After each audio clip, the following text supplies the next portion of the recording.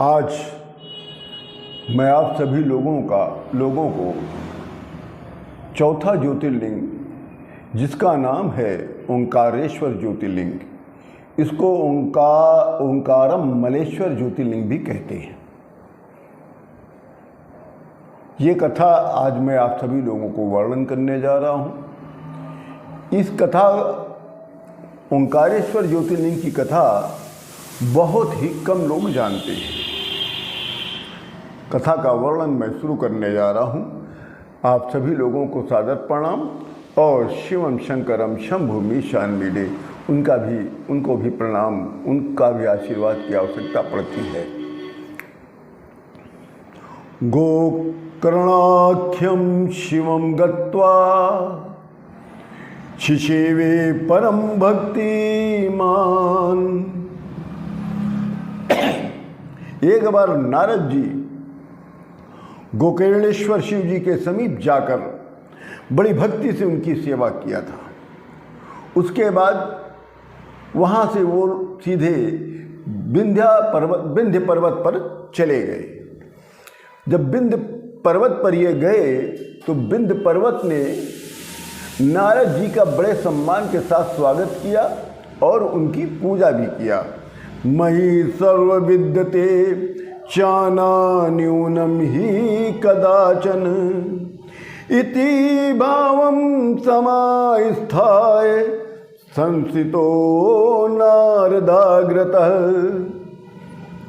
विंध्य पर्वत ने नारद जी के सम्मान में उनका स्वागत किया, उनका पूजा किया और अहंकार पूर्ण होकर उसके अंदर विंध्य पर्वत के अंदर इतना अहंकार था कि नारद जी श्रेष्ठ मुनि हैं, उनका सम्मान भी करता है, उनकी पूजा भी करता है और अहंकार पूर्ण खड़े होकर कहता है कि हे मुनि, हे नारद जी, मैं सब प्रकार से परिपूर्ण हूँ, मुझ में किंचित मात्र न्यूनता नहीं है।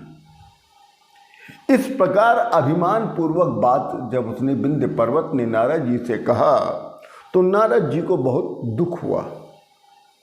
फिर विंध्य पर्वत ने उनसे कहा कि हे नारद जी, आप इतने दुखी क्यों हो गए? मेरे अंदर ऐसी कौन सी कमी है या ऐसी कौन सी न्यूनता है जिसके कारण आपको दुख हो गया?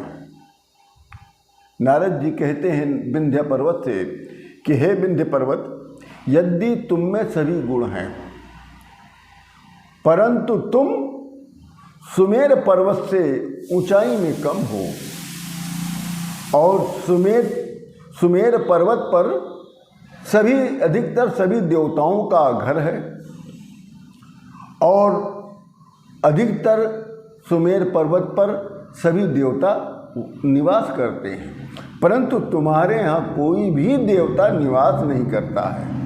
इतना कहकर नारद जी विंध्य पर्वत के पास से चले गए। जब नारद जी चले गए तो विंध्याचल बहुत दुखी हो गया। वो सोचने लगा कि मेरा जीवन तो निरर्थक हो गया, मेरे इस जीवन को धिक्कार है। हमारे यहाँ न कोई देवता आता है, न देवता कभी यहाँ रुकता है, उनके निवास की तो बात दूर ही है। तब उसके मन में एक विचार आया, विश्वेश्वरम तथा शंभु माराध्य च तपाम्यहम इति निश्चित्य मनसा शंकरम शरणागतः। तब विंध्याचल पर्वत शंकर जी के शरण में जाकर विश्वेश्वर शिव जी की आराधना करते हुए तप करने लग गया।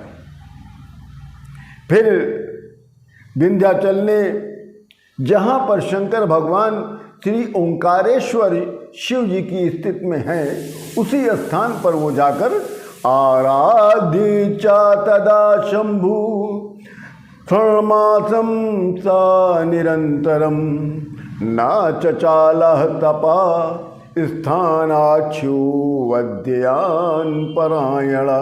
वहीं पर विंध्याचल पर्वत रुक गया। 6 माह तक शिव जी की आराधना करने लग गया, शिव ध्यान में लीन हो गया और इतना लीन हो गया कि उसके तप में किंचित मात्र भी कोई भी विघ्न नहीं आया, न वो विचलित हुआ।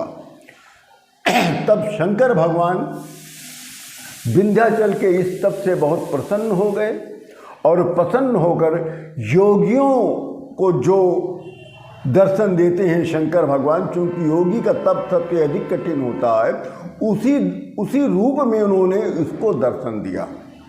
और दर्शन देकर कहते हैं, प्रसन्न सा तदोवाच ब्रूहि त्वं मनसेप्सितं तपसा ते प्रसन्नोऽस्मि भक्तानामीप्सित प्रदा। शंकर भगवान विंध्य पर्वत से कहते हैं कि हे विंध्य, देखो मैं तुम्हारे तप से बहुत प्रसन्न हूँ और प्रसन्न होकर मैं तुमको वरदान देना चाहता हूँ, तुम्हारे मन की इच्छा को पूर्ण करना चाहता हूँ। तुम अपना मनोवांछित फल को मांगो, वर को मांगो। तब विंध्य पर्वत कहता है, हे देवाधिदेव महादेव, हे प्रभु, यदि आप मुझ पर प्रसन्न हैं, जिससे मेरी अभिलाषा पूर्ण हो, मुझे ऐसी बुद्धि प्रदान करिए। देखिए क्या मांगा, जिससे मेरी अभिलाषा पूर्ण हो, मुझे ऐसी बुद्धि प्रदान कीजिए। इसके वरदान को सुनकर शंकर भगवान मन में विचार करने लग गए और कहते हैं कि देखो विंध्याचल कितना बड़ा मूर्ख है, ये तो दूसरों को दुख देने वाला वर चाहता है। तब भगवान ने सोचा कि इसको ऐसा वर दे दूं कि मेरे वरदान से इसका भी कल्याण हो और दूसरों का अहित ना हो। यही सोचकर बाबा भोलेनाथ कहते हैं, विंध्य पर्वत राज तुम यथेच्छति तथा कुरु। कहा कि हे पर्वतराज विंध्य, तुम जैसी इच्छा करोगे तुम्हारी वैसी इच्छा पूर्ण हो जाएगी। तब विंध्याचल पर्वत अति प्रसन्न हो गया और भगवान की बहुत सी स्तुतियाँ उसने करने लगा। इसी समय सभी देवता और ऋषि लोग वहीं आ गए और भगवान शंकर जी की पूजा करने लग गए। भगवान भी इन सभी देवताओं और ऋषियों पर प्रसन्न होकर उनसे भी कुछ मांगने को कहा। तब सभी देवता लोग कहते हैं, समपूज शंकरम तत्रिस्तातव्यमिति चाब्रुवन। कहा कि हे शंकर भगवान, यदि आप प्रसन्न हैं तो आप यहीं पर आप स्थित हो जाएं, सपरिवार स्थित हो जाएं। तब भगवान ने उन लोगों के वचन को मान लिया और वहीं पर निवास करने लग गए।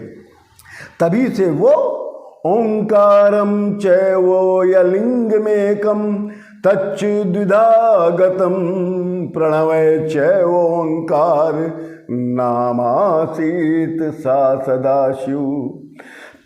तभी से वो ओंकारेश्वर नामक लिंग जो एक था वो दो रूप में विभक्त हो गया। प्रणव में शिव जी निवास किए वही ओंकारेश्वर के नाम से विख्यात हुआ और जो पार्थिवी रूप में प्रकट हुए थे वो अमलेश्वर के नाम से विख्यात हुआ।